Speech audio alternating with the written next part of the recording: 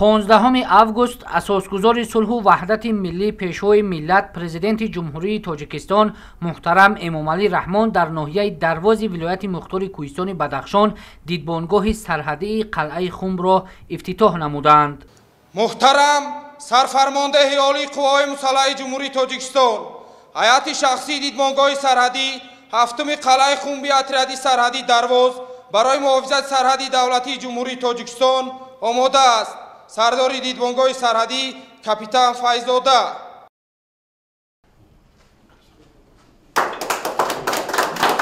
пешвои муаззами миллат ба ватан содиқона хизмат мекунад. президенти мамлакат муҳтарам Эмомалӣ Раҳмон дар отряди сарҳадии дарвоз дидбонгоҳҳои муосири сарҳадии қушунҳои сарҳадии Кумитаи давлатии амнияти миллии ҷумҳурии тоҷикистон дар ноҳияҳои Мурғоб, Ишкошим, Рӯшони вилояти мухтори Кӯҳистони Бадахшон, Фархор, Шамсиддин Шоҳин ва 5 вилояти Хатлонро ки аз ҷониби ҳукумати ҷумҳурии тоҷикистон дар муҳлати хеле кӯтоҳ бо сатҳу сифати баланд ва бо техникаву таҷҳизоти муосири низомӣ муҷаҳҳаз бунёд шудаанд, ба таври онлайн мавриди истифода қарор доданд. ба президенти мамлакат муҳтарам Эмомалӣ Раҳмон оид ба шароити муосири хизмат ва омодагии ҳайати низомӣ барои ҳифзи марзи давлатӣ дар дидбонгоҳҳои нав фармондеҳони отрядҳои сарҳадӣ дар ноҳияҳои Мурғоб, Ишкошим, Рӯшони вилояти мухтори Кӯҳистони Бадахшон ва Фархор, Шамсиддин Шоҳин ва 5 вилояти Хатлон гузориш доданд. муҳтарам сарфармондаи олии қувваҳои мусаллаҳаи ҷумҳурии тоҷикистон, ҳайати шахсӣ барои муҳофизати сарҳади давлатии ҷумҳурии тоҷикистон омода аст. сардори дидбонгоҳи сарҳадии дашти Хуршед майор Тошев.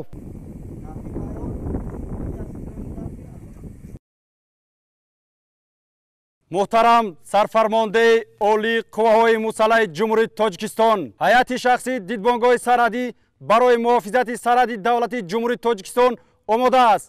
сардори дидбонгоҳи сарҳадии Камсамол майор Шамсиддинов.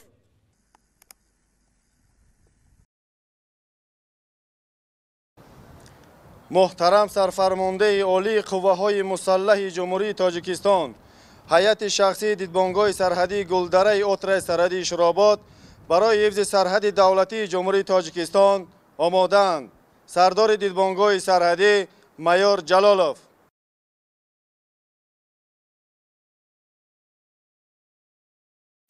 муҳтарам сарфармондаи олии қувваҳои мусаллаҳаи ҷумҳурии тоҷикистон, дидбонгоҳи сарҳадиро қабул намудам. ҳайати шахсии дидбонгоҳи сарҳадӣ барои муҳофизати сарҳади давлатии ҷумҳурии тоҷикистон омода аст. сардори дидбонгоҳи сарҳадии Кеврон майор Лашкарзода.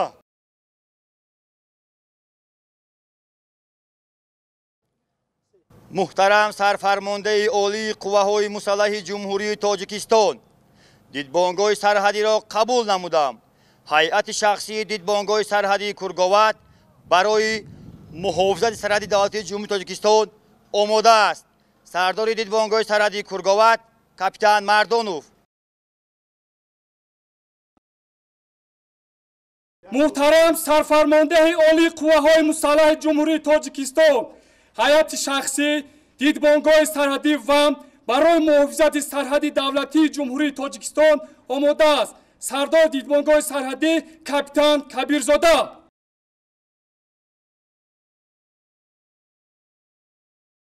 муҳтарам сарфармондаи олии қувваҳои мусаллаҳаи ҷумҳурии тоҷикистон, ҳайати шахсии дидбонгоҳи сарҳадии Ишкошим барои ҳифзи сарҳади давлатии ҷумҳурии тоҷикистон омодаанд. сардори дидбонгоҳи сарҳадӣ капитан Саторов.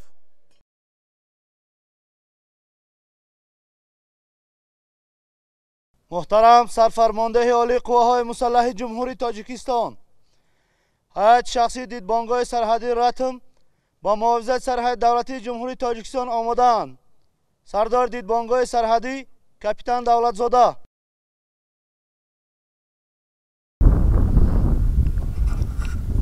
муҳтарам сарфармондаи олии қувваҳои мусаллаҳаи ҷумҳурии тоҷикистон, дидбонгоҳи сарҳадии 4 Рангул барои муҳофизати сарҳади давлатии ҷумҳурии тоҷикистон омода аст. сардори дидбонгоҳи сарҳадӣ капитан Маҳмадбеков.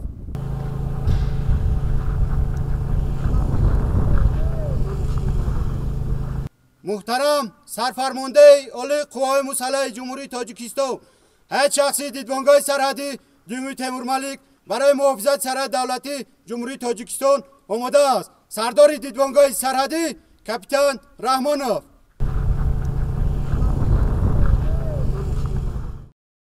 دیدبانگاه سرحدی قلعه خونبی قشون‌های سرحدی کمیته دولتی امنیت ملی جمهوری تاجیکستان با دستگیری به واسطه پرزیدنت مملکت محترم امامعلی رحمان با مقصد حفظ سرحد دولتی و فراهم آوردن شرایط مناسب برای سرحدبانان از صفر بنیاد گردیده در آن برای ادای خدمت افسران و سربازان تمام امکانیت مهیا کرده شده است. کارهای ساختمانی در انشاءات نظامی ماه فوریه سال 2023 آغاز گردیده بنای دیدبانگاه سرحدی در مهلت کوتاه مطابق به طلبات زمان ساخته به استفاده داده شد. به پیشوای ملت محترم امامعلی رحمان اطلاع دادند که دیدبانگاه سرحدی قلعه خونب از مجموعه بنای خانه سربازان با 3 حجره خواب برای 60 نفر عبارت بوده با تمام لوازمات خدمت از قبیل رخت خواب، مواد شستشویی شخصی برای هر یک سرباز پره تامین می باشد. مورد ذکر است که در دیدبانگاه سرحدی آشخانه زمانوی، حمام معاصر با حجره بوغی، حجره های معیشی و خدمتی، کتابخانه، سرتراشخانه، حجره های کاری خدمتی، انبارهای نگهداری سلاح و دیگر انشاءات یاری رسان جایگیر می باشد که با تمام تجهیزات و واسطه های ضروری مجهز گردانیده شده است. در جای خوراک تیار کنی افسران و سربازان دیدبانگاه برای خدمتچیان حربی تجهیزات معاصر اتوماتیک کنانیده شده نصب کرده شده است که این تدبیر کار سربازان را هنگام آماده نمودن خوراک و پختن نان آسان می نماید. دیدبانگاه سرحدی قلعه خونب دارای سیستم علاهیده گرمیدهی می باشد. گرمی خانه های سربازان، حجره های خدمتی و منزل های افسران با واسطه آن تامین کرده می شود. با مقصد با جای استقامت تامین نمودن افسران همزمان در نزد دیدبانگاه سرحدی قلعه خونب 4 منزل زیست 2 حجره دار با آشخانه و حمام علاهیده برای عائله های افسران ساخته شده است. منزل های استقامتی از جهت ساختمانی به طلبات زمان معاصر جوابگو بنیاد گردیده با تمام لوازمات روزگار از قبیل تکنیک معیشی و مبل نو پره تامین کرده شده است. در صحن بنای دیدبانگاه برای استراحت و فراغت فرزندان افسران میدانچه زمانوی ساخته شده است. همزمان در حدود دیدبانگاه نوبنیاد انشاءات ضروری از جمله انبار برای نگهداری مواد غذایی، سبزیجات، خواجگیداری، سوزشواری و اموال شیعی، جای برای نگهداری واسطه‌های نقلیات، میدان سفارایی سربازان و میدانچه ورزشی تشکیل گردیده است. امروز زیر سیاست سازنده و بنیادکارانه سرفرمانده عالی قواهای مسلح جمهوری تاجیکستان محترم امامعلی رحمان یک قطار دیدبانگاه‌های سرحدی نو تأسیس بنیاد گردیده با استفاده داده شد که در محافظت سرحدی دولتی جمهوری تاجیکستان نقشی سازنده دارد. قشون‌های سرحدی کمیته دولتی امنیت ملی جمهوری تاجیکستان از لحظه تأسیس یابی تا این جانب زیر توجهی به واسطه اساسگذار صلح و وحدت ملی پیشوای معظم ملت سرفرمانده عالی قوای مسلح جمهوری تاجیکستان قرار داشته با تکنیک و تکنولوژی جهانی معاصر پرگردانی کرده شده است. جواباً به غمخوری‌های اساسگذار صلح و وحدت ملی پیشوای معظم ملت سرفرمانده عالی قوای مسلح جمهوری تاجیکستان میnnatdori خودم و تمام هیئت شخصی دیدبانگاه سرحدی را میرسانم. پیشوای ملت محترم امامعلی رحمان ضمن شناسایی به شرایط مهیا گردیده در دیدبانگاه نوبنیاد با افسران و سربازان صحبت آزاد و صمیمی انجام داده آنها را به خدمت صافدلانه به نفع وطن هدایت نمودند. سرور دولت تاکید کردند که سرحدبانان باید چون سپر با اعتماد سرحد دولتی را از همه گونه تهدید و خطرهای زمان نو به خصوص گردش غیرقانونی مواد مخدر و جنایت‌های فراملی حفظ نمایند. شرایط خدمت چقدر است؟ خوراک سر میکنه؟ کشتن نمیمونه؟ نه خب چند تا پسر هستی؟ 5 پسر. پدر مادر رو چیکار میکنه؟ خوراک بید جای خودت داری؟ اکا و دودرش نداره. شما 2 سال خدمت میکنه، من 3 سال خدمت کنم. بحر شما در خشی در پیش خونتون و تاریخ مولا ما وای نکنیم کی میکنه وطن ما ممکنه بگم мавриди зикр аст ки дар доираи тадбирҳои бузурги созандагӣ дар дохили отряди сарҳадии дарвози қушунҳои сарҳадии кумитаи давлатии амнияти миллии ҷумҳурии тоҷикистон кохи куруши кабир сохта шудааст.